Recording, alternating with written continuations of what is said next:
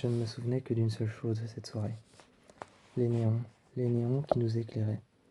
Autour de nous, les personnes qui parlaient, les femmes avec leurs verres qui parlaient au bar. Je me souviens des néons qui nous aveuglaient, des néons rouges, verts, bleus et principalement d'autres couleurs, qui nous aveuglaient tous les deux. Toi, tu étais avec moi, on buvait un verre au bar. Le barman, je me souviens qu'il était habillé en noir, qu'il portait un vêtement très léger, et à côté de nous, il y avait deux femmes qui certainement passaient une soirée ensemble, une soirée entre filles. Et un peu plus loin, il y avait un groupe de filles supplémentaires. Elles étaient 3-4, elles n'étaient pas nombreuses. Tu étais près de moi et ce soir-là, on est rentré. On est rentré ce soir-là, alors que tu étais en train de mettre des mains sur ton visage, comme si tu te reprochais la faute de quelque chose.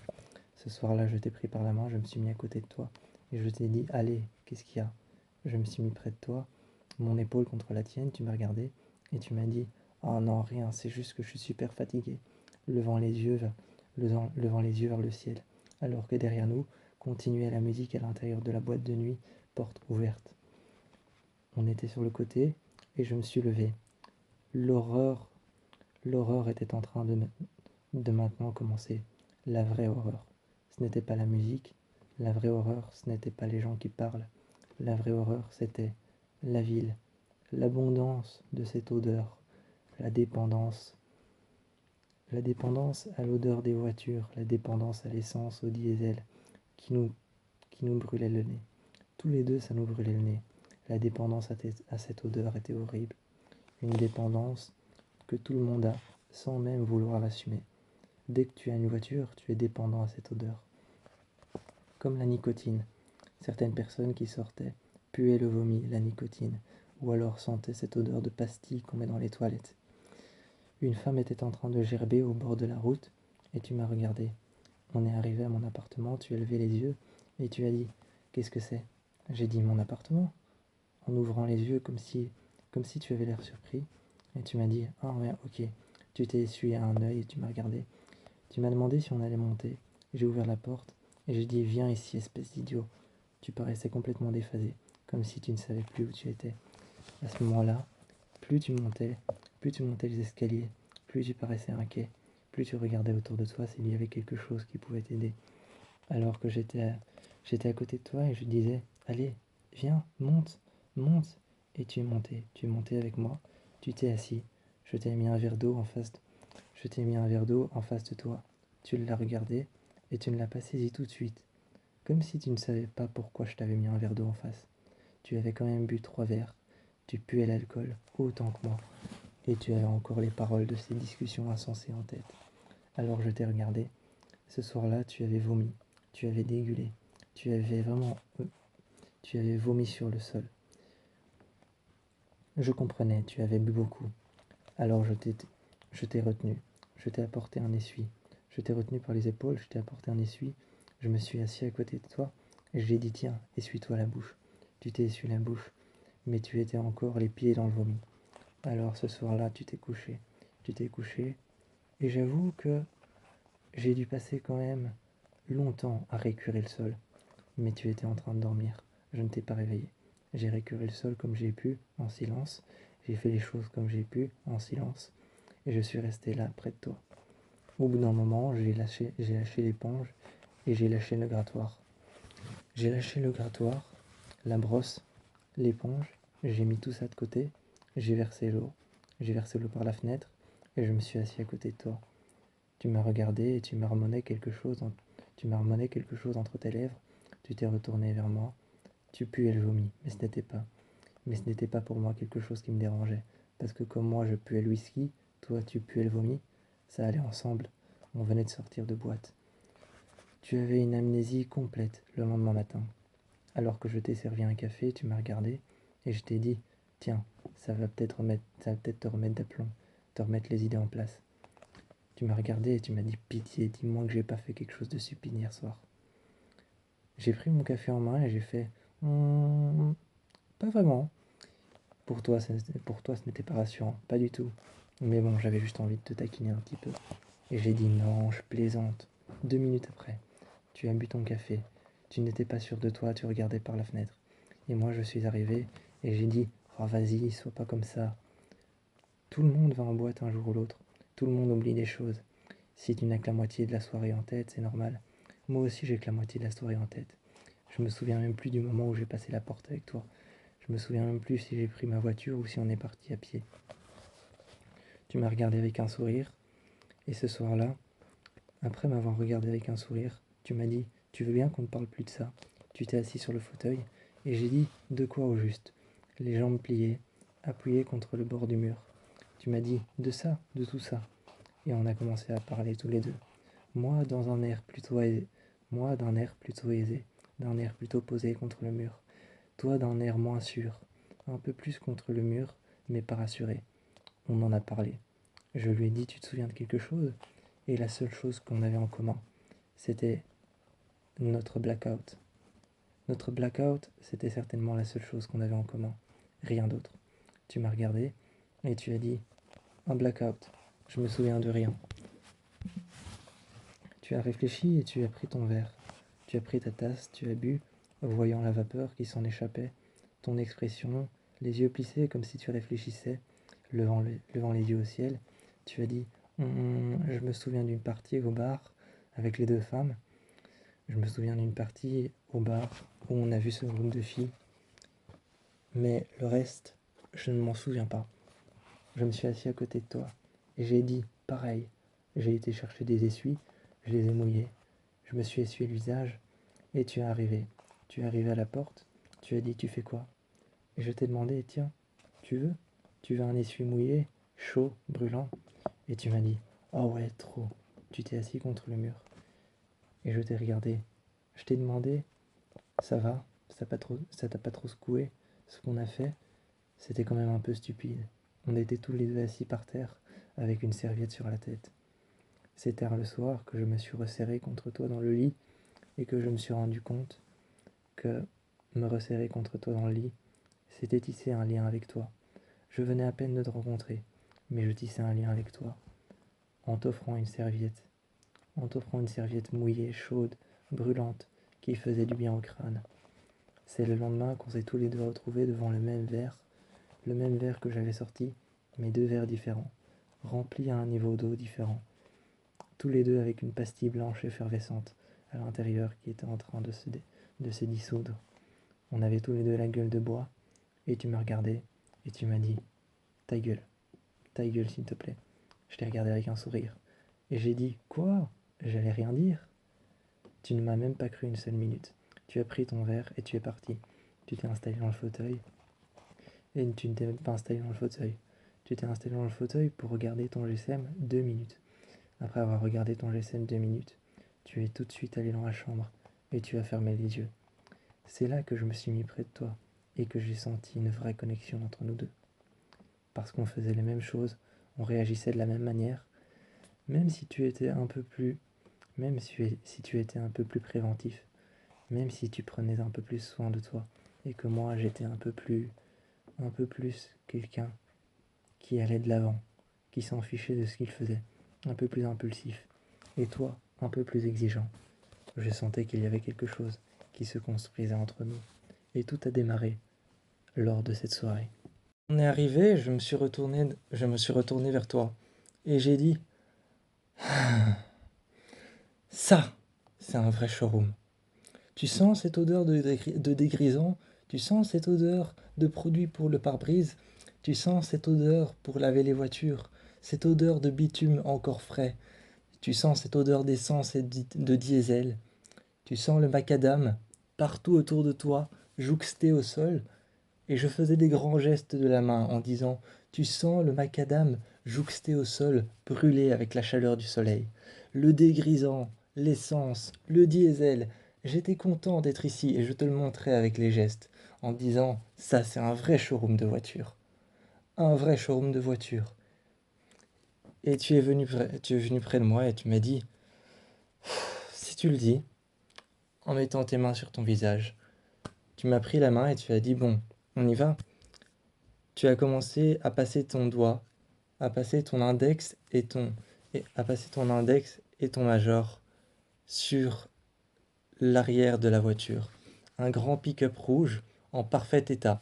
Tu as passé ta main dessus. D'abord ton index et ton major, et tu as fait le tour de sa silhouette. Moi, je le regardais, admiratif. Je me suis posé dessus. Je me suis posé dessus, juste les bras croisés. Je t'ai regardé et j'ai dit, alors, qu'est-ce que t'en penses? Tu m'as regardé de la même manière, un bras qui était appuyé contre l'arrière de la voiture, un bras appuyé contre ta tête, et tu m'as dit, quoi? Pourquoi j'en penserais quelque chose? On est ici pour toi. On est ici pour toi et tu me montrais en me disant, on est là pour toi pour que tu choisisses une voiture.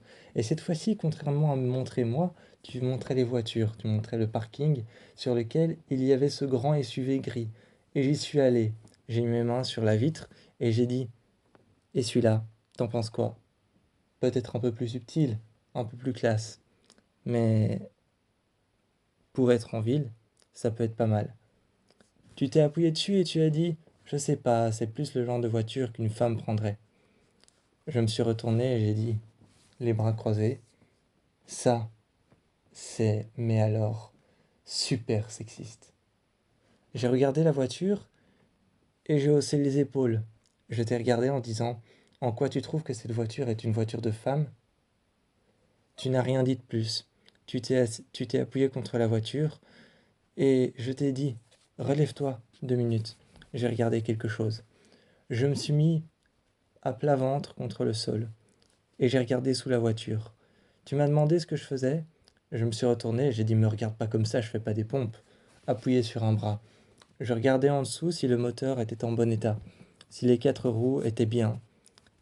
La voiture paraissait impeccable, comme si elle n'avait que quelques kilomètres, comme si elle n'avait que quelques kilomètres sur les compteurs. Alors j'ai été voir tout de suite le vendeur, j'ai été le voir. Il était déjà occupé avec une femme qui parlait d'une voiture, avec des gestes des mains, intéressée par la voiture, souvent des petits regards furtifs. Elle en parlait, elle discutait, et elle demandait les kilomètres au 100. Elle demandait comment fonctionnait le moteur, à qui avait appartenu la voiture, et quand est-ce qu'elle avait été déposée. L'homme répondait avec un air contemplatif de la jeune femme qui était tellement intéressée par la voiture. Il disait, oh, il n'y a pas si longtemps que ça. On nous l'a apportée avec certains problèmes, mais elle a été réparée, checkée, elle a été refaite. Certes, vous montez le prix jusqu'à combien? Et je l'entendais monter les prix.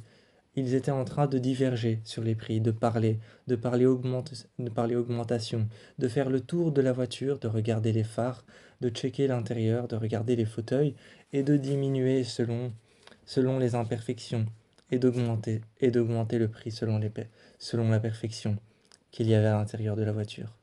Moi, j'étais là et j'ai dit, monsieur, excusez-moi. La femme m'a regardé et m'a dit, mais j'étais en train de parler. Ça va, madame? Ça va, monsieur? J'étais en train de parler. Alors je me suis intéressé à ce pick-up et ma main claquant contre le métal, faisant un bruit métallique, presque résonnant à l'intérieur de la carlingue.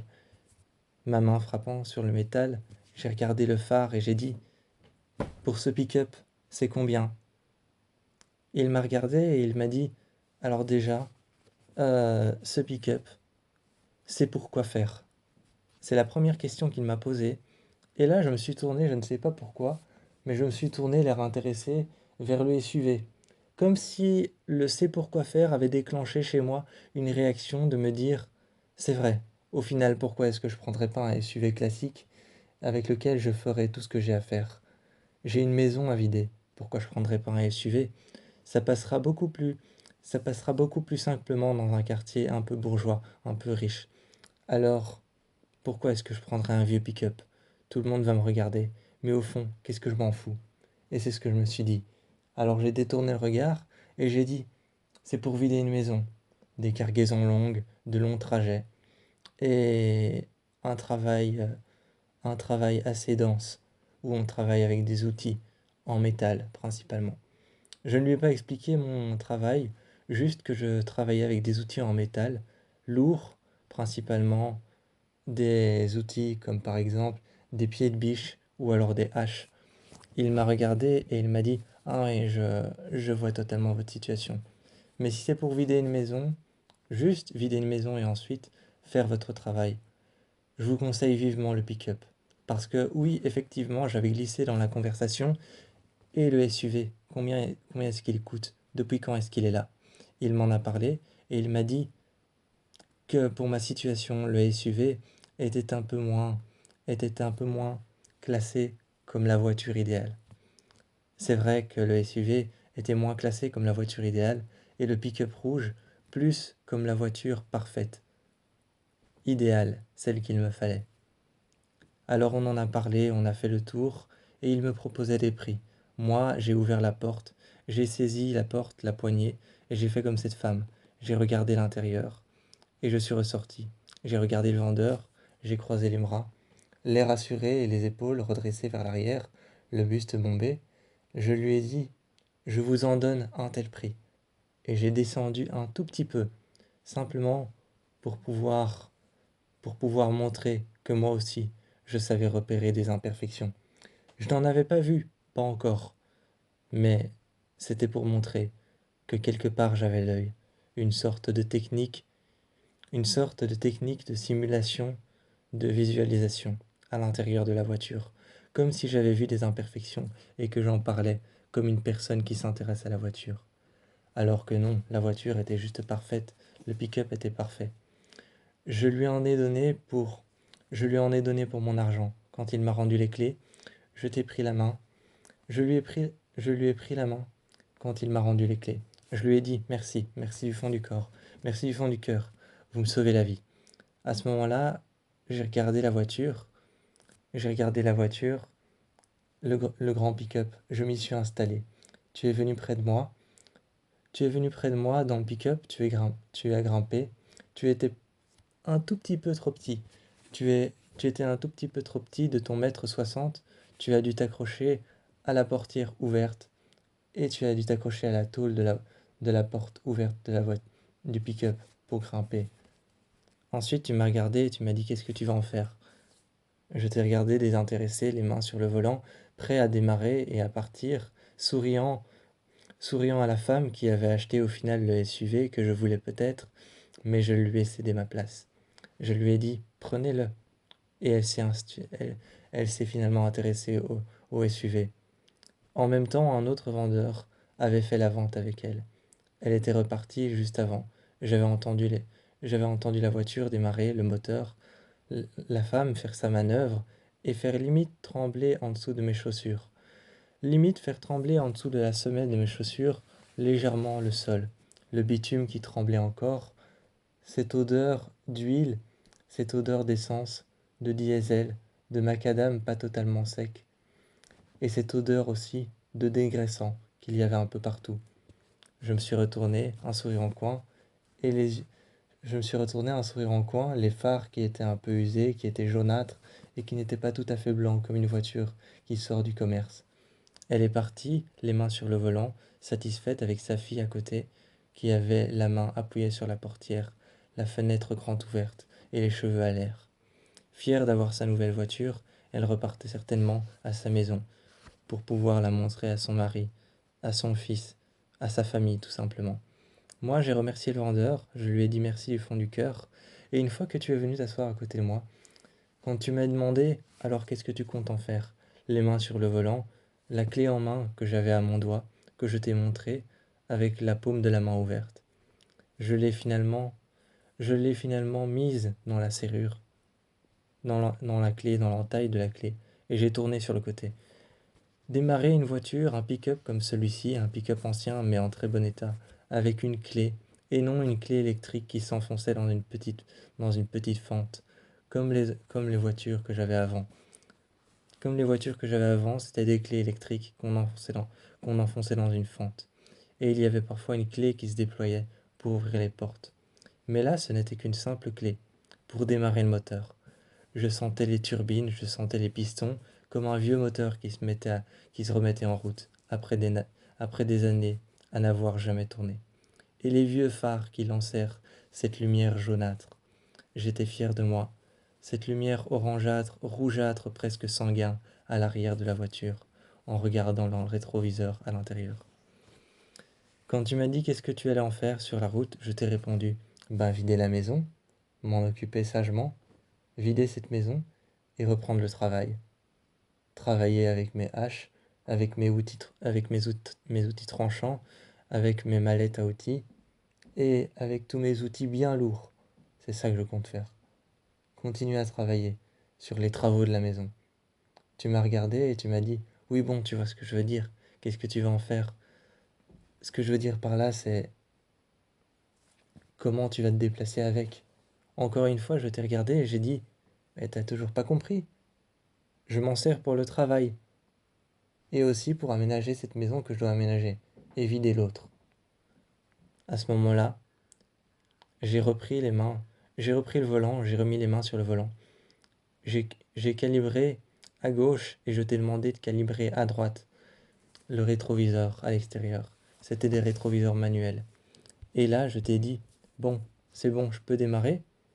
Mon explication t'a paru peut-être un peu plus claire, avec un soupir, pas agacé, mais un soupir, comme si c'était simple, comme si c'était simplement une réponse ironique ou une réponse satirique. Tu m'as regardé et tu as dit, ouais, tu peux démarrer. Et moi, quand je t'ai dit ça, c'est bon, mon explication t'a paru plus claire? Je sais pas. J'ai senti dans le ton de ma voix quelque chose que je ne voulais pas faire.